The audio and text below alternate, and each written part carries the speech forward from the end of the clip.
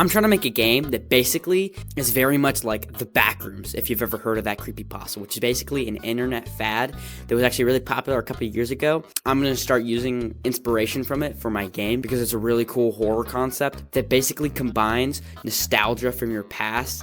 That's like a very liminal feeling. So please sit back and enjoy me making this game. Okay, now we're actually in the Unity project that I'm going to be using. It's a brand new Unity project, just blank slate. And yeah, first up, I am gonna just set up the regular like stuff that you need to have for the project to actually work. And then I'm actually gonna like start like showing you guys what I'm gonna do. So I'm probably just gonna speed through all the boring stuff and just get to the meat and bones of it. So yeah, let's go.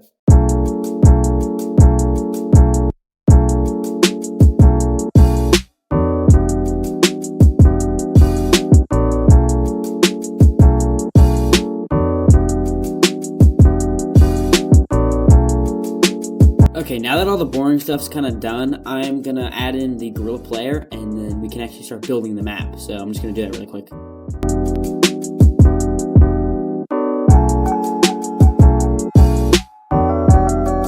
Okay, now we have our Gorilla Player. Also, I got rid of the main camera and the directional light, which basically automatically spawn into the scene the second you open a new project. So it's kind of just the default thing. And then, yeah, I'm just going to drag him down on the grid.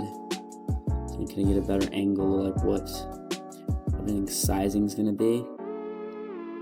Now for the map, I don't have the greatest idea of what I'm gonna do, but I'm gonna figure something out. So I'm probably gonna do like, ooh, what if I do like slides? You know how in like those like videos where it's like or like those pictures you see of like the backrooms where it's like the slides and you get like different choices like yes, no, I don't know, question mark and stuff. What if I do that?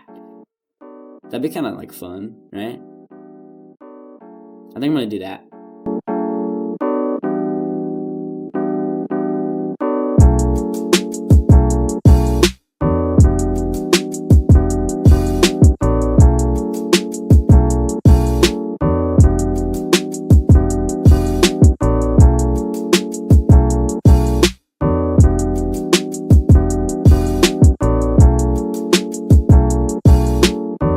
Okay, right here I've come up with like a base map, so I'm thinking the player spawns in maybe back here a little bit more rather than here, where I have him right now, but you know, I can move that later. And 3 slides, you know, just to kind of randomize everything, and you can kind of just pick your own experiences. That's my kind of insight that I'm giving myself right now.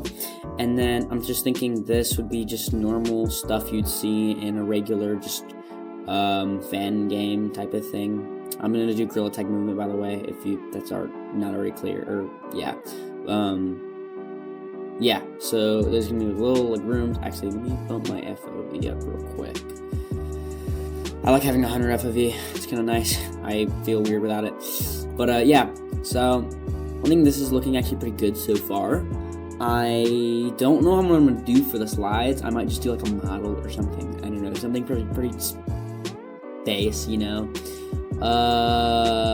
Next, I'm probably gonna add in post-processing effects because I always do that first so my shaders don't get all screwed up in the before time, because trust me, that's happened before and it was not fun. So I'm just gonna do that real quick.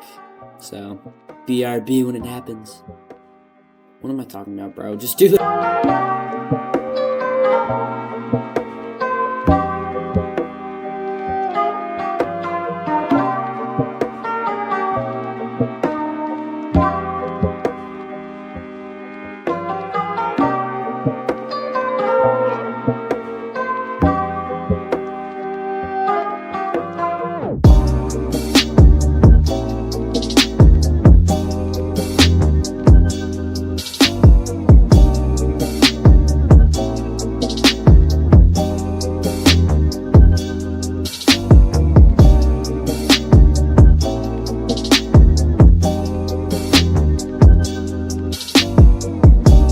now we got our post-processing in, but you're gonna say, yeah, it looks pretty yucky, doesn't it?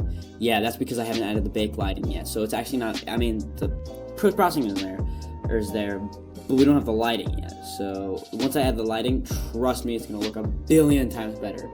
So I'm gonna do that in 3, 2, 1, and boom! There we go. We have our baked lighting, and it looks pretty awesome, doesn't it? This is about to be spooky.